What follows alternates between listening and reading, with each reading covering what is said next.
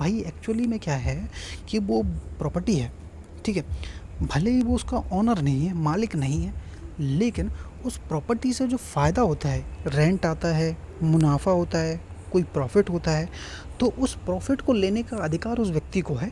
तो यहाँ पे क्या हुआ, बेनिफिशियल पर्सन हुआ ना, कि यानी कि बेनिफिशियल इंटरेस्ट किसके पास है, उस व्यक्ति के पास, क्योंकि उसके पास अधिकार है बेनिफिशियल इंटरेस्ट लेने का।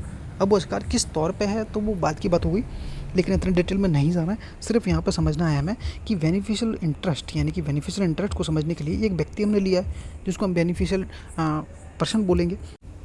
Hello everybody, welcome back this channel.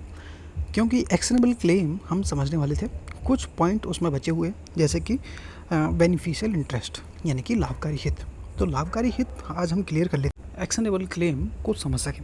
तो एक्शनेबल क्लेम को क्लियर करने के लिए कुछ पॉइंट्स उसके क्लियर थे, जैसे कि हाइपोथेकेशन हम क्लियर कर चुके थे। तो आज हम करने वाले हैं बेनिफिशियल इंटरेस्ट को क्लियर, कि बेनिफिशियल इंटरेस्ट क्या होते हैं, ठीक है। तो बेनिफिशियल इंटरेस्ट को समझने के लिए कोई मैंने एक एग्जांपल टाइप्स के बनाए हैं, तो जो आपको क्लियर हो जाएंगे। ज़्यादा मैं डिटेल में जा नहीं रहा हूँ, सिर्फ उतना समझाऊंगा जितना आपको ज़रूरी है एक्शनेबल क्लेम को समझने के लिए, ठीक है। तो लाभकारी हित, लाभकारी व्यक्ति वह व्यक्ति होता है जो वास्तव में उस संपत्ति से मिलने वाले लाभ, जैसे कि कोई किराया हो गया, कि कोई मुनाफा उस प्रॉपर्टी से आपको हो रहा है, या फिर कोई अन्य फ़ायदा उस व्यक्ति को हो रहा है, का हकदार होता है। यानी कि वह व्यक्ति होता है जिसको वास्तव में उस संपत्ति, उस प्रॉपर्टी से मिलने वाले लाभ, जो फ़ायदा उसको होने वाले हैं, या तो वो किराए के तौर पर हो सकते हैं, मुनाफे के तौर पर हो सकते हैं, कोई अन्य फ़ायदा हो सकता है, का हकदार वो व्यक्ति है।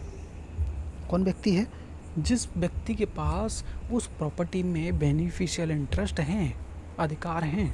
तो वो किस प्रकार के हो सकते हैं? भले ही संपत्ति का कानूनी मालिक नहीं है, भाई एक्चुअली में क्या है कि वो प्रॉपर्टी है, ठीक है। भले ही वो उसका ओनर नहीं है, मालिक नहीं है, लेकिन उस प्रॉपर्टी से जो फ़ायदा होता है, रेंट आता है, मुनाफा होता है, कोई प्रॉफिट होता है, तो उस प्रॉफिट को लेने का अधिकार उस व्यक्ति को है। तो यहाँ पे क्या हुआ, बेनिफिशियल पर्सन हुआ ना, कि यानी कि बेनिफिशियल इंटरेस्ट किसके पास है, उस व्यक्ति के पास, क्योंकि उसके पास अधिकार है बेनिफिशियल इंटरेस्ट लेने का। अब वो अधिकार किस तौर पे है तो वो बात की बात हो गई, लेकिन इतने डिटेल में नहीं जाना है। सिर्फ यहाँ पे समझना है हमें कि बेनिफिशियल इंटरेस्ट, यानी कि बेनिफिशियल इंटरेस्ट को समझने के लिए एक व्यक्ति हमने लिया है जिसको हम बेनिफिशियल पर्सन बोलेंगे, ठीक है। वह व्यक्ति होता है जिसके पास वास्तव में संपत्ति से मिलने वाले लाभ, किराया हो गया, मुनाफा, अन्य कोई प्रॉफिट हो गया, का हकदार वो है, उसके पास अधिकार है कि उस प्रॉपर्टी से जो फ़ायदा होगा वो मुझे मिलेगा, भले ही वो उसका मालिक नहीं है, ठीक है। तो इतना क्लियर हो गया। अब और आगे समझते हैं क्या, अगर लाभकारी हित, अगर बेनिफिशियल इंटरेस्ट किसी अचल संपत्ति कौन सी थी वो तो क्लियर होगा आपको, ज़मीन वगैरह, ज़मीन मकान है, तो इसे एक्शनेबल क्लेम नहीं कहा जाता। क्यों? एक्शनेबल क्लेम की जब आप डेफिनेशन समझोगे तो वहाँ क्लियर लिखा है कि एक्शनेबल क्लेम में जो इमूवेबल प्रॉपर्टी से जो लाभ होता है वो कंसीडर नहीं किया जाता, ठीक है। तो यहाँ पे इसको तो हम हटा ही दो भाई, ठीक है। ये हमारा क्लियर ऊपर वाला। एक्शनेबल क्लेम की परिभाषा के अनुसार यह दावा केवल उस लाभकारी हित पर लागू होता है जो चल संपत्ति से हो, ना कि अचल संपत्ति से। समझ आया? क्या समझ आया है कि जो भी बेनिफिशियल इंटरेस्ट की बात की जा रही है वो इंटरेस्ट एक्चुअल में क्या है, मूवेबल प्रॉपर्टी से होना चाहिए, इमूवेबल प्रॉपर्टी से नहीं।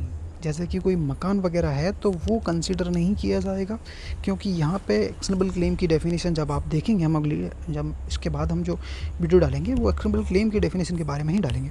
उसमें क्लियर लिखा है कि चल संपत्ति से होने वाले लाभ, ना कि एक्शनेबल क्लेम में अचल संपत्ति का लाभ आता है। तो यहाँ पे इसको हटा ही देना आप, बस आपको एक नॉलेज हो जाए, इसलिए मैंने इसमें लिखा हुआ है बताने के लिए, ठीक है। तो इसको हटा ही दीजिएगा। तो मूवेबल प्रॉपर्टी से जो लाभ होगा वो इसमें कंसिडर किया जाएगा। एग्जांपल लेते हैं, बीमा पॉलिसी है, क्योंकि बीमा पॉलिसी को क्या है, मूवेबल प्रॉपर्टी माना गया है, ठीक है। अगर आपके पास किसी बीमा पॉलिसी में लाभकारी अधिकार हैं, आपको बीमा पॉलिसी में बेनिफिशियल इंटरेस्ट आपका है, किस प्रकार से है, यानी बीमा की राशि प्राप्त करने का हक आपके पास है, लेकिन पॉलिसी के पैसे कहाँ गया, पॉलिसी के पैसे आपके पास नहीं आए हैं, तो यह आप उस पर दावा कर सकते हैं, भले ही पॉलिसी के जो पैसे हैं वो आपके पास अभी तक आए नहीं हैं, क्योंकि बेनिफिशियल इंटरेस्ट आपके पास है उसका, क्योंकि भाई बीमा पॉलिसी जो है वो आपकी है, वो पैसे आपके पास नहीं आए तो आप पैसे वसूल भी तो कर सकते हो। तो वही तो भाई डेफिनेशन बताता है एक्शनेबल क्लेम की। क्या होते हैं एक्शनेबल क्लेम, समझते हैं। तो आप इस दावा कर सकते हैं बीमा पॉलिसी एक अचल संपत्ति होती है और उस पर आपका लाभकारी हित है, क्योंकि वो जो बीमा पॉलिसी है जो आपकी है, भले ही पैसे अभी आपके पास ना हो। भाई इतना इजी मैंने करके दिया है आपको, एक एग्जांपल भी इससे रिलेटेड दे दिया है कि मूवेल प्रॉपर्टी से जो इंटरेस्ट क्रिएट हो सकता है, तो किस प्रकार से बीमा पॉलिसी का एग्जांपल मिल जाएगा आपको, ठीक है। और बेनिफिशियल इंटरेस्ट क्या होते हैं? बेनिफिशियल इंटरेस्ट वो होते हैं किसी प्रॉपर्टी से जो भी प्रॉफिट होता हो, जो भी लाभ होता हो, वो आप एक किसी व्यक्ति को कोई अधिकार है किसी भी प्रकार से। अब वो किस प्रकार से होता है, कॉन्ट्रैक्ट के थ्रू हो सकता है या फिर किसी भी तरह से हो सकता है। तो वो उस प्रॉपर्टी से होने वाले लाभ उस व्यक्ति को मिलने वाले हैं, भले ही प्रॉपर्टी उसकी है नहीं है, लेकिन लाभ लेने का अधिकार उसके पास है। कोई लीगल भी हो सकता है, उसको छोड़िए भाई, उसको तो मिक्स ही मत करो, तो और नहीं तो आपको कन्फ्यूज़न ही क्रिएट करेगा, ठीक है। तो आपके पास सिर्फ लाभ लेने का अधिकार है उस प्रॉपर्टी से, तो वही भाई बेनिफिशियल इंटरेस्ट होता है कि आपके पास बेनिफिशियल इंटरेस्ट है उस प्रॉपर्टी से। लेकिन यहाँ पे सिर्फ हम उस प्रॉपर्टी की बात कर रहे हैं जो मूव हो सकती है, मूवेबल प्रॉपर्टी है, उसी से होने वाले जो लाभ होंगे वही एक्शनेबल क्लेम के अंदर कंसिडर किए जाएंगे, अन्यथा नहीं किए जाएंगे।